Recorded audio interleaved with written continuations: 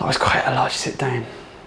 This is the video that you guys have wanted more than any other video. Whenever I put any sort of polls on my Instagram, this video versus that video, you always choose this video to make and produce next.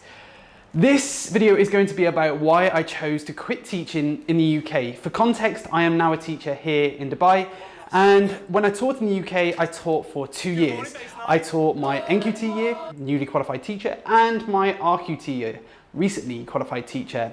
During those years, I taught year 5-6 in my NQT year and year 6 in my RQT year. My NQT year, for a little bit of context and background, was difficult. I taught 33 year 5 and 6 children. The year 5 children were pretty general in terms of a class, and then those year 6 children that joined me were the ones who were not likely to do SATs, so they were those children who had special educational needs, English as an additional language, and as a result, the class became quite large. However, now, I know this is the part where you're looking for some juicy gossip about my school and the drama and all those sorts of things that went on there.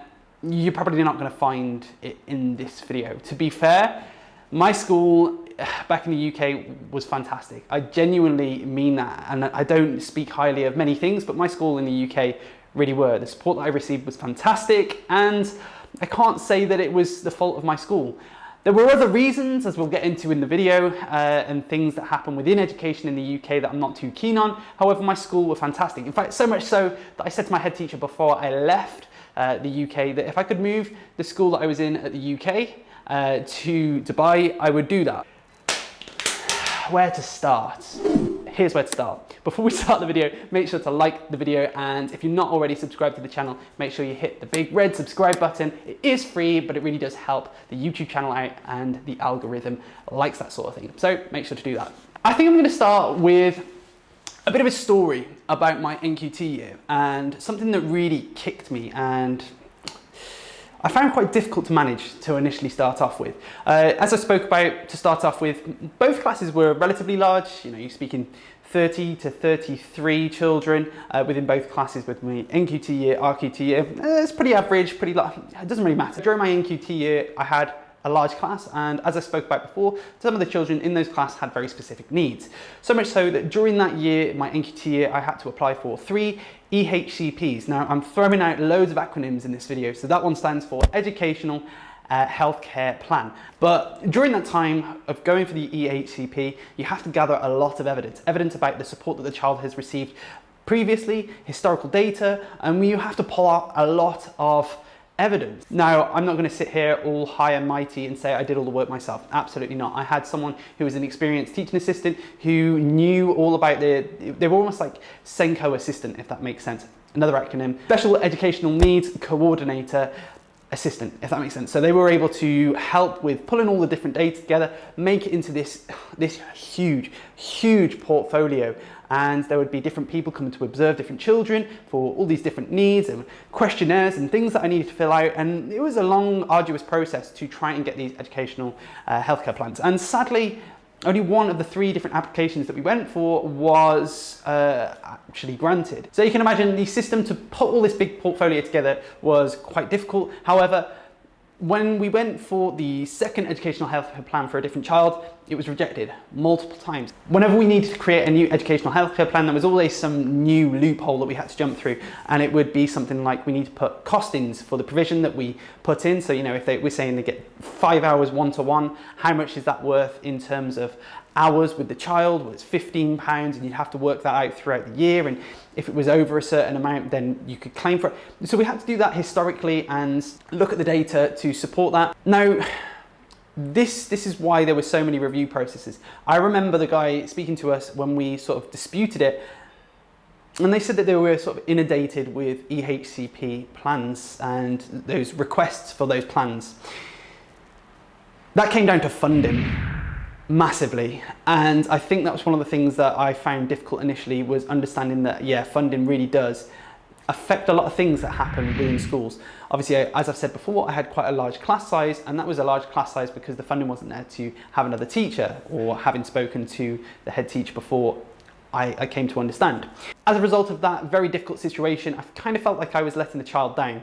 What I mean by that is they were year 6 going on to year 7 and would have really benefited from that educational healthcare plan. That EHCP would have allowed them to gain additional support initially when they get into secondary school. Now, fingers crossed, I mean, what would they be now? I don't even want to think about it. Probably like year 10. Fingers crossed they would have achieved that now and been able to gain that additional support that they need through the secondary school, through those additional applications. But it's just something that I know that the child needed. Everyone in the school knew the child needed that support, and it was just a real kick in the teeth when we found out we couldn't receive that support.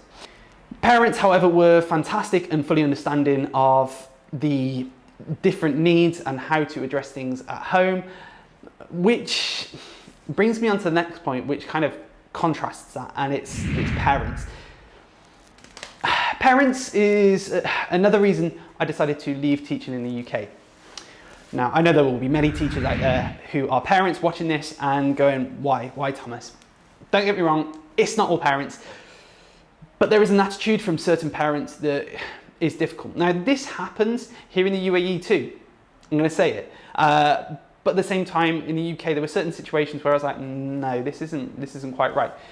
Some parents think it's the job of the teacher to parent, and it's absolutely not. And I think it's ridiculous that this sort of notion and the requirements of being a teacher in the UK has increased, because there's certain things that parents should be doing that aren't being done, i.e. feeding children breakfast.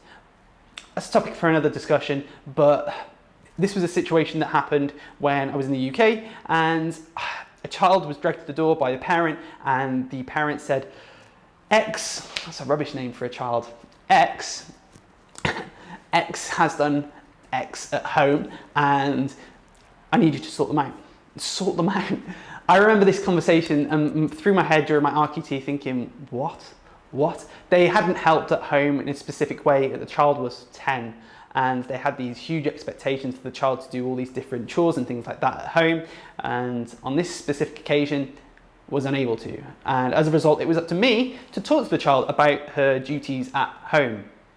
And I remember not really knowing as an RQT how to address that, other than saying we will have a discussion about certain things that happen at home and sort of trying to diffuse the situation more than anything. I remember sitting down with the child and just sort of saying, are you okay? Like, it's kind of mad that teachers are expected to do so many parenting roles at the moment, especially in the UK, and teachers are stretched at some times where they're not just a teacher teaching curriculum, they are all a range of different job titles, basically. And that happens around the world, don't get me wrong, but that was just a situation where it's like, no, I'm not here to parent, I'm here to teach. 3 is politics. I mean, I could probably just skip this one, but politics. I don't even remember who the education secretary was at the time I was teaching, but I remember just being continually frustrated by the actions and things like that that were going on in place. SATs, there's a whole load of things with politics and education that I'm sure you guys now, as I make this video, will understand now that you have your education secretary at the moment, good old Gavler, who doesn't really have a clue. And this is the same, again, kind of around the world, but more specifically in the UK. It's people who have never taught a day in their life making all the decisions for education, and it really riles me. There are other places here in the UAE, for example, where the opinions of those educators are highly respected, and as a result, they seem to be implemented more and more here in the UAE.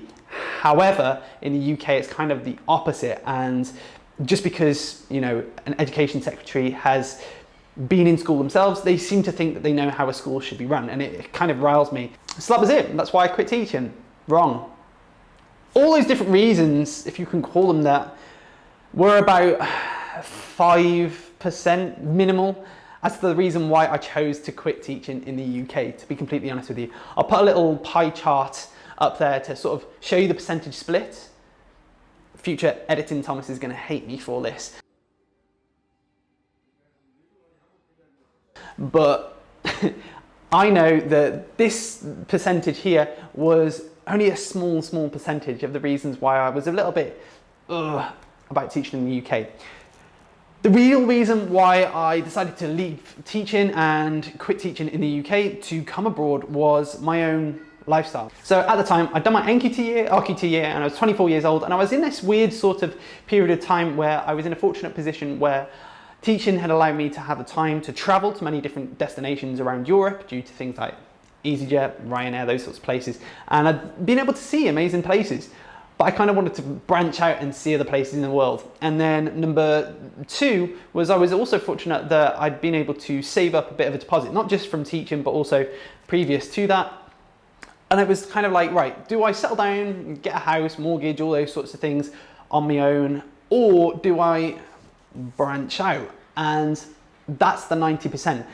This over here is my opportunity to gain independence. Now, for me, gaining independence was so significant. As I spoke about, yeah, buying a house would have been nice, but at the same time, gaining independence in a new place and exploring new places, because as I said, I've sort of seen quite a lot of Europe, so I kind of wanted to see other places that were perhaps too expensive to reach, was a huge decision as to why I left. Now, there are so many pros and cons of branching out and becoming an expat teacher. So many, I could make a different video for this, but for me, the desire to teach in the UAE was so significant because I had friends who had taught out here before and I'd heard about the lifestyle. One of the biggest things for me was the constant sun, being able to go and finish days teaching, just go for a walk when certain times. The reason why I decided to teach in the UAE was during this time actually, this sort of like term 2A, 2B sort of period where it's constantly dark. And that was it. I was pretty set with the sun. I quite like the fact that you'd be able to see sunsets all the time. And I had seen Dubai a little bit around this time. I think it was my first time going to Dubai around the February half term. And I was just a bit like, wow, this is a possibility. I really like the opportunity of teaching in an international school, an area where I knew that there was lots of innovation, facilities and things like that. And if you're in a similar position where you're considering teaching in the UAE, this is where it's a fantastic time to mention this. This is my Teaching in the UAE guide, and it is made specifically for you guys who are considering teaching here in the UAE. It covers a range of different things such as the educational landscape over here, where to find jobs, what to expect when you go for jobs, and then helping you through the application process. This has been a labour of love, and I know that there will be many people sat at home at the moment who are considering teaching in another country. And if you are in that position, I would first say explore the pros and cons. Again, for me, the pros and cons were that gaining that independence. It was also the opportunity to be in a country where I could go and chill out by a pool lots of days. It was also an opportunity for me to go and just explore new countries as well, pre-COVID. I can't recommend it enough, to be completely honest with you. And this guide is available. If you come for juicy gossip, as I told you at the start of the video, probably not going to find it in this video, but that is my own personal reasons for deciding to quit teaching in the UK and come and teach in the UAE. If you are considering it, link will be in the bio for the guide, and hopefully you enjoyed the video some way. And let me know if you're considering leaving the UK and what reasons would you have for leaving the UK as well. Are there any reasons that you feel I've missed off? Oh, I could have opened a bag of worms there. But if you haven't already, make sure you subscribe to the channel, like the video, it's always appreciated, and hopefully I will see you in the next one. Until then, I'm out.